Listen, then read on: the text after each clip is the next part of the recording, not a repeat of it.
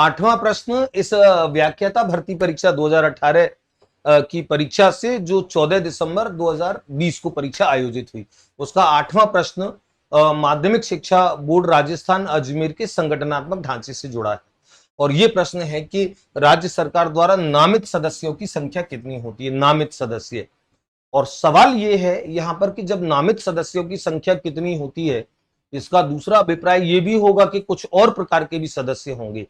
तो ये जो कुल सदस्य संख्या कितनी है और उसमें कितने कितने प्रकार के कितने कितने सदस्य हैं, ये बड़ा एक श्रेष्ठ प्रश्न होता है जो शैक्षिक परिदृश्य खंड में पूछा जाता है, जो व्याख्याता भर्ती परीक्षा और अभी रीट मेंस जब इस टॉपिक को शामिल किया है, उन दोनों के लिए बड़ा महत्वपूर्ण प्रश्न होता है।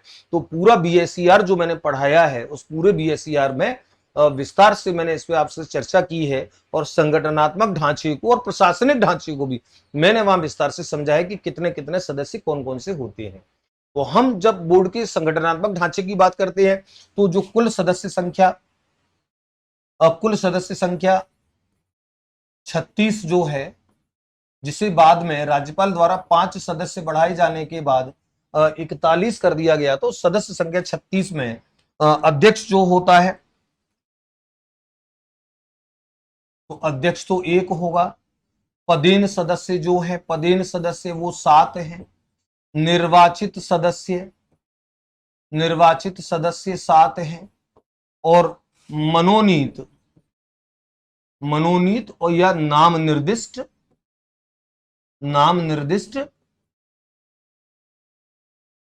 या ये वाला जो शब्द है, तीनों शब्दों को आप ध्यान रखेंगे, मनोनीत शब्द आ जाए, नाम निर्दिष्ट शब्द आ जाए, नामित शब्द आ जाए,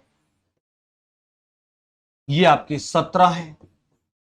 विधानसभा अध्यक्ष द्वारा जो मनोनीत एमएलए हैं वो 2 हैं, जिनकी नियुक्ति विधानसभा अध्यक्ष द्वारा की जाएगी अपने विवेक से। और सहयोजित सदस्य जो है, सहयोजित सदस्य 2 हैं। तो 2 2 4 17 21 7 28 7 35 और 36, कुल सदस्य 36 है। अब मुझे तो इस बात का आश्चर्य होता है कि किसी भी पुस्तक में ढंग से यह भी विवरण नहीं दिया गया कि सहयोजित शब्द का अर्थ क्या है। सहयोजित शब्द का अर्थ है ये कौन से सदस्य हैं, ये वो सदस्य हैं जिन्होंने शैक्षिक क्षेत्र में अपना विशिष्ट योगदान दिया है और जिनके इस योगदान की वजह से उन्हें इस योग्य समझा गया है कि उन्हें माध्यमिक शिक्षा बोर्ड के इस संगठनात्मक ढांचे में शामिल किया जाए। तो ऐसे कुल 36 सदस्य होते हैं और इनमें जो मनोनीत या नाम निर्दिष्ट या नामित सदस्य हैं वो 17 है। तो इस प्रश्न का जो करेक्ट आंसर है वो करेक्ट आंसर 17 है। 2018 लेक्चरर परीक्षा में प्रश्न आया, अच्छा प्रश्न है संगठनात्मक ढांचे से, और ये हमको जब याद होता है तब हम इस पर बात कर पाते हैं। और ये 17 का भी बाइफरकेशन है, ये 17 में भी कौन कौन से सदस्य क्या है, और 17 के बाइफरकेशन को जब आप देखेंगे तो अलग अलग जो इंजीनियरिंग, कृषि, चिकित्सा और पशु चिकित्सा विश्वविद्यालय है, वहां से विभागाध्यक्ष जो हेड ऑफ द डिपार्टमेंट है उनको लिया गया है, और एक ऐसा प्रतिनिधि लिया गया है जो शैक्षणिक हितों का उस वर्ग का प्रतिनिधित्व करे जिसका अभी तक प्रतिनिधित्व नहीं है। ये मूल अधिनियम में है, ये राजस्थान माध्यमिक शिक्षा अधिनियम 1957 जो है उसमें आप देखेंगे वहां पे एक सदस्य जो है वो ये है, और इनको मिलाकर के कुल 5 सदस्य होते हैं। इंजीनियरिंग, कृषि, चिकित्सा और पशु चिकित्सा से जो विभागाध्यक्ष ले जाएंगे वो 4 ये हो गए, और एक शैक्षणिक हितों का प्रतिनिधित्व करने वाला 5, शारीरिक शिक्षा विशेषज्ञ 1, निरीक्षक अधिकारी, निरीक्षक का मतलब वो जिनको निरीक्षण का अधिकार है, शिक्षा विभाग के वे अधिकारी जिन्हें इंस्पेक्शन का अधिकार दिया गया है, वो अथॉरिटी कोई हो सकती है इंस्पेक्टर लेवल के, जैसे हम विभागीय जो पदानुक्रम है शिक्षा विभाग का, वहां हम सीबीओ के पद हैं या डीओ के पद हैं, जो भी निरीक्षण लेवल के अधिकारी, वहां से 2 अधिकारी लिए जाएंगे। बीएड कॉलेजेस जो है, शिक्षण प्रशिक्षण महाविद्यालय, उसका एक प्राचार्य लिया जाएगा, और मान्यता प्राप्त संस्थानों के 8 प्रतिनिधि लिए जाएंगे। इन मान्यता प्राप्त संस्थानों के 8 प्रतिनिधियों में कम से कम 2 महिलाएं होंगी और 2 सदस्य निजी संस्थाओं से होंगे, ये अनिवार्य है। तो ये जो 8 और 1 9 और 2 11 1 12 5 17, ये जो 17 सदस्य हैं, यही 17 सदस्य ये नामित सदस्य होते हैं।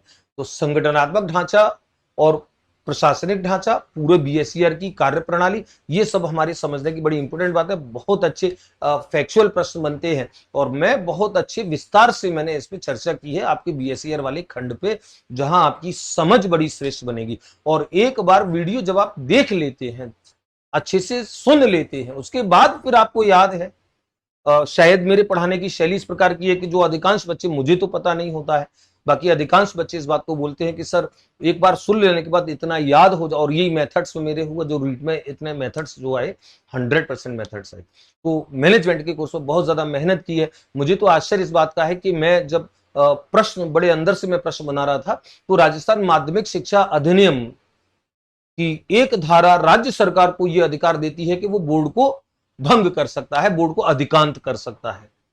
और वो धारा 29, उसका कहीं किसी भी कोर्स में, किसी भी पुस्तक में कोई उल्लेख नहीं है, क्योंकि अधिनियम के अंदर जाकर के इतनी डेप्थ से कोई नॉलेज निकाल के कोई तथ्य देने का काम कोई करता नहीं है। मार्केट में बहुत सारे कोर्स इसलिए भी चल रहे हैं कि उनका सशक्त विकल्प मार्केट में नहीं है, या बच्चों को पता ही नहीं है कि ऐसा कोई कोर्स चल रहा है। और हम आपके सहयोग से ये प्रयास करेंगे कि ऐसा सशक्त विकल्प और मजबूत कोर्स है जिसे हम प्रमाणिक मान सके, जिसकी सूचनाओं को हम मजबूत मान सके, जिसके आधार पर हम चैलेंज कर सके। और ध्यान रखो, मैं आपके साथ हमेशा ऐसा प्रयास करने का, क्योंकि इसकी ऊर्जा भी मुझे आप ही से मिलती है। तो हम इस प्रश्न को, जो अभी लेक्चरर परीक्षा 2018 जो 2020 में आई थी उसमें आया, और ऐसे जो सारे प्रीवियस ईयर्स के जो पेपर हैं मैंने आपके कोर्स में डाले हैं, वो सारे प्रश्नों पे व्याख्या जो की है उससे माध्यम से आपकी बहुत अच्छी समझ आपकी बनेगी। निश्चित तौर पर उससे आपको ये भी आइडिया लगेगा कि प्रीवियस ईयर्स में कैसे और किस स्तर के प्रश्न आए हैं, उससे हमारी आगामी रणनीति, आगामी योजना क्या हो।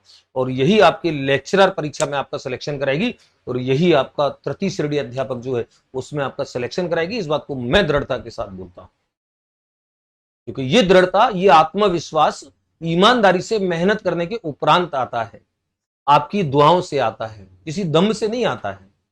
ये आपके साथ जो काम करने में मुझे आनंद की अनुभूति होती है, उससे ये सारी ऊर्जा मुझे मिलती है कि मैं बहुत ईमानदारी से आपके साथ काम करूं।